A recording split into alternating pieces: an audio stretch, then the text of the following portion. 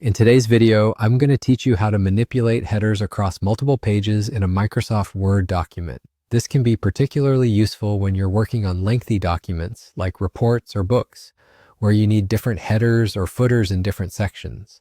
So let's dive in and make this process as smooth and effortless as possible for you. To start, open your Microsoft Word file where you're going to be working with these headers. Once your document is open, the first step is to go to the Layout tab found on the top menu bar.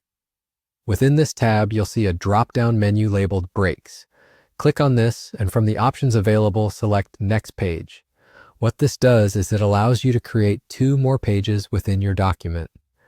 This is important because each new section or page gives you flexibility in how you handle headers separately from the rest of the document. It might feel a bit technical at first, but this is what's going to allow you that extra level of customization that simplifies the organization of your work. Now that you have your new pages ready, the next thing you need to do is select the header. You can do this easily by double-clicking on the space at the top of your page where the header is located. This action will bring up tools specific to headers and footers, indicating you are in the right editing space. You might notice the default text in your header, possibly saying Header 1, Header 2, and so on, corresponding to Section 1, Section 2, etc. This is standard, but what we really want here is to have more specific headers that suit the content and structure of your document.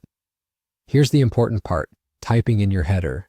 Whatever you type in the first page's header will, by default, appear on the subsequent page. This is fine if you're looking for consistency, but in cases where you want a different header for different sections, you need to stop them from linking together. Navigate to the header on your second new page.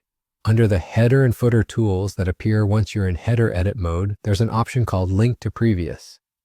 By clicking on this button, you effectively unlink the second page's header from the first, allowing you to create a different header. This unlinking is crucial for section-specific text and ensures that your sections are distinctly formatted just as you need them. And there you have it. You've completed the process and are now done with differentiating the headers across pages in your Word document.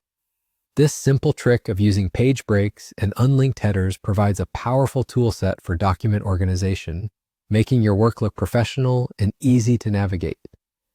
I hope this guide offers you clarity and ease for all your future Word projects.